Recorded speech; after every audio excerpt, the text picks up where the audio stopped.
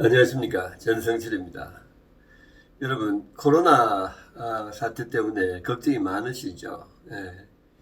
그런데 사실은 이 코로나의 그 진짜 문제는 경제적인 겁니다. 곧 아마 백신이 개발이 될 거고 치료약도 개발이 될 거예요. 그러나 이것이 이런 식으로 몇 달 갔을 때 오는 그 어마어마한 경제적인 문제에 대해서 우리가 지금 걱정해야 되고, 오늘은 그 경제적인 문제를 한번 좀 풀어보도록 하겠습니다. 여러분, 코로나 재앙을 한마디로 표현한다면 어떻게 표현할 수 있겠습니까? 그건 한마디로 말해서 단절이라는 겁니다. 개인과 개인이 단절되고, 마을과 마을이 단절되고, 도시와 도시가 단절되고, 국가가 단절되어 버리는 거예요. 그럼 이 단절의 가장 큰 희생자가 뭘까요? 바로 경제예요. 경제라는 것은 연결을 통해서 이루어지는 거 아닙니까? 그죠? 돈과 재화와 사람이 끊임없이 서로 연결됨으로써 경제가 이루어지는데, 이 단절이 생긴다면 그거는 경제를 붕괴시킬 수밖에 없는 거예요. 그래서 이 코로나 팬데믹의 진짜 위험은 경제적인 겁니다. 몇 달 후 되면은 아마 백신하고 치료약이 개발될 거예요. 그러나 그때 자칫하면은 경제는 처참한 파멸의 장을 연출하고 있을 가능성도 있는 겁니다. 이것이 정말로 우리 한국을 걱정하게 만드는 것은 한국이 가장 그 면에서 취약하다는 거예요. 왜? 한국은 해외 의존도가 경제에 있어서 세계에서 가장 높은 나라 중에 하나거든요.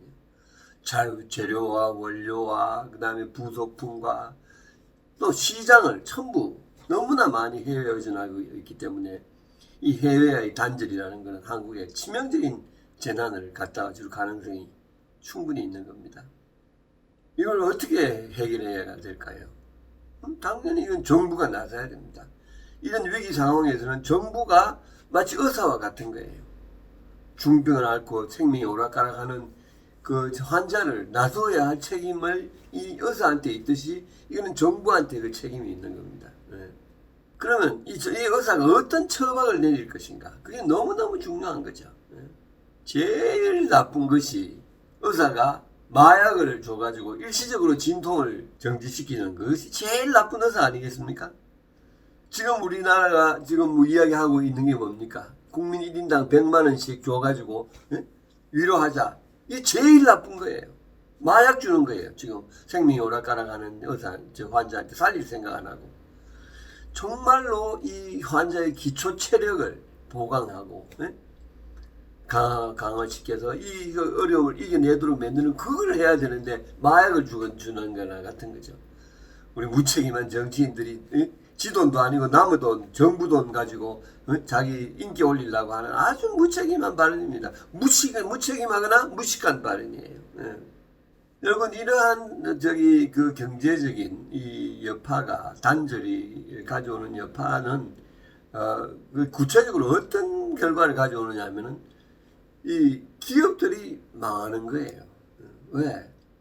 매출이 안 일어나는데 월급 못 주니까. 월급 못 주면 한국에서는 다 형사범이거든요. 그러니까 차라리 빨리 문 닫는 게 나아요. 그래서 거대한 기업 폐업 파도가 일어날 가능성이 있는 겁니다. 그래가지고 한번 망하고 나면요. 기업은 망하고 나면 새로 일으키는데 너무너무 힘들어요. 많은 시간이 필요하고 사람들 다시 뽑고 새로 시장을 구축하고 이것이 그러니까 그 과정이 10년 불황을 가져오기도 충분히 가능한 그런 굉장히 심각한 것이 되는 겁니다. 어떻게 정부가 이걸 나서야 될 것인가? 제가 예를 하나 들어드릴게요. 그것이 정부가 얼마나 스마트하게 대응하느냐에 따라서 경제 이런 위기가 극복될 수 있는지 없는지를 보여주는 너무 좋은 예예요. 여러분, 2008년에 미국에서 금융위기가 터졌지 않습니까? 그죠? 우리도 그 여파를 정말 생생하게 경험을 했었는데, 이 금융위기라는 게 어떤 건지 가장 쉽게 설명을 드리면은 한국에 현대차, 삼성전자, 그 다음에 SK텔레콤 이런 대기업에다가 신한금융, 하나금융, KB금융 이런 은행들 이런 거 수십 개가 한꺼번에 망해버린 거예요. 같은 겁니다. 그 금융위기가 얼마나 무시무시했냐면 이런 거대 기업들이 다 법정 관리에 들어간 거예요. 기가 막힌 거죠. 이걸로 인해서 금융 생태계가 무너지는 것을 막아야 되겠다. 이렇게 결정을 내리고 어떤 방법을 썼느냐. 아주 심플하면서도 가장 효과적인 방법을 썼어요. 어느 은행이든지 돈이 필요하면 어느 자기가 원하는 선택하는 어느 은행에다가 다른 은행에 돈을 빌려달라고 요청해라. 그 요청서가 딱 도착하는 순간 자동적으로 그 돈에 대해서는 연방정부의 지급 보증이 붙게 만들었어요. 그러니까 망할 가능성이 있고 돈이 불려가면 다른 은행에 돈 빌려달라고 그러는 거예요. 그러면 그거 당장 빌려줘요. 왜? 연방정부의 그 보증이 있으니까. 그래서 일단 모든 은행들이 더 이상 망하는 걸 막았어요. 이렇게 해가지고 그 금융 생태계가 안전하게 보존이 된 겁니다. 그러고는 어떻게 했느냐. 그 법정관리 들어간 기업들 전체에다가 전체의 주식을 일반 국민들에게 사라고 그랬어요. 당신들이 1억을 내면은 정부가 6을 빌려주겠다 그랬어요. 그러니까 GM이니 시드뱅크니 좋은 은행들, 좋은 기업들 주식을 1로 가지고 7을 살 수 있으니까 일반 국민들이 자기 쌈짓돈 꺼내 들고 와가지고 너도 나도 사겠다 해서 불과 1년 만에 그 기업들이 전부 다 법정관리에서 빠져나왔어요. 거의 다. 그래서 그 금융과 산업의 위기를 동시에 이렇게 극복한 거였거든요. 그게 바로 스마트한 경제정책입니다. 이러한 위기를 겪는. 지금 우리가 가장 염려해야 되는 것은 이 중소기업들, 연쇄 도산이거나 아니면 폐업이에요. 이걸 어떻게 막아야 되느냐. 이 중소기업들은 임금 때문에 망하거나 폐업하거든요. 이거를 정부가 빌려줘야 되는데 정부가 그냥 자기 돈 주는 건 우스운 거예요. 이걸 미국식으로 자기가 지금 거래하는 은행에다가 융자 신청을 하라고 그러는 거예요. 월급을 위해서, 봉급 주기 위한 돈을. 그러면 융자 신청하는 순간 정부가 그거에 대해서 지급 보증을 해주는 거예요. 자동적으로. 그러면 일단 월급을 줄 수 있으니까 기업들은 지탱력이 생기는 거예요. 그러면 자, 매출이 안 오르는데 직원들이 할 일이 없지 않느냐. 직원들 뭐 하느냐. 이렇게 생각하지 않겠어요?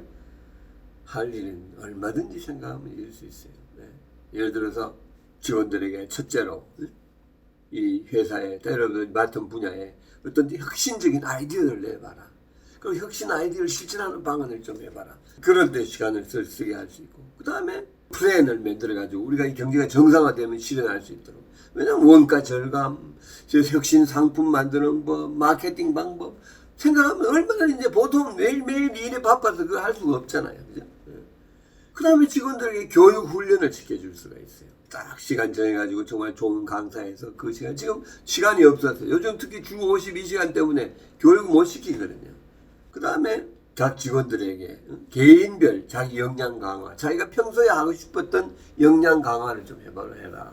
컴퓨터를 제대로 소프트웨어를 배울 수 있게 한다든지 어학을 공부할 수 있게 한다든지 그런 거 해서 자기 하는 리포트 쓰게 해주고 그 다음에 뭐 안 되면 유급 휴가 이번에 가서 좀 몸도 그리고 가족에게 봉사하고 하는 그런 식으로 쓰면은 회사도 더 건강해지고 더 그렇게 할 수가 있는 거죠. 그 돈이 날아가는 게 절대 아니에요. 그러면 기업에게는 이자 부담이 있지 않겠습니까? 그죠? 그 이자 부담을 정부가 좀 도와줄 수는 있어요. 예를 들어서 이런 어레인지먼트도 생각해 볼 수가 있어요. 정부가 이자의 3분의 1은 이자를 정부가 내준다. 3분의 1은 기업이 부담하고 3분의 1은 직원들이 자기가 혜택을 받으니까 회사에 기여하는 것보다도 그래서 3분의 1의 그 이자의 3분의 1은 얼마 되지 않을 거예요. 그거는 장기 할부로 회사에 내서 앞으로 갚는다든지 이런 식으로 해서 기업과 정부와 직원이 협력해서 이 위기를 극복하는 그런 걸 만들 수가 있을 거예요. 이러한 제도의 가장 큰 장점은 돈 빌리기가 쉽다는 거예요. 여러분 지금 중소기업 사람들이 전부 지금 아우성을 치고 있어요. 왜? 정부가 특별 지원한다고 하는데 그 절차가요. 서류 만드는 것도 뭐 온갖 서류 다 만들어야 되고 만나야 되고 기다려야 되고 이거 몇 달 걸리는데 그거 받기 전에 망하겠다고 지금 아우성이에요. 근데 자기가 지금 거래하는 은행에 가서 돈 빌리는 그거 딱 하는 거는 너무 쉽잖아요. 그죠? 그래서 경제가 돌아가게끔 하는 이런 것식을 해야 된다는 거예요. 이런 방법이 바로 기업의 생태계를 보존해가지고 그럼 백신이 개발되고 치료약이 나와서 경제가 활성화되면 금방 다시 돌아갈 수 있는 준비가 되는 겁니다. 지금 몇몇 무식한 정치인들이 뭐 현금 살포하라고 뭐 100만 원씩 주라고 하는데 이런 정책은 다 실패했어요. 일본에서 그 잃어버린 20년 불황이 왔을 때 경기 살려보려고 현금 살포해 봤더니 그 살포한 그 상품권이 경제 활성화에 도움이 안 됐어요. 마음이 불안하니까 전부 넣어놓고 쓰지도 않았어요. 가장 중요한 것은 기업 생태계를 살리는 거예요. 그리고 이 코로나 저 팬데믹의 진정한 정말 재난은 경제적인 거예요. 여기서 우리가 지혜롭게 접근해서 돌파할 수 있어야 될 것 같습니다. 감사합니다.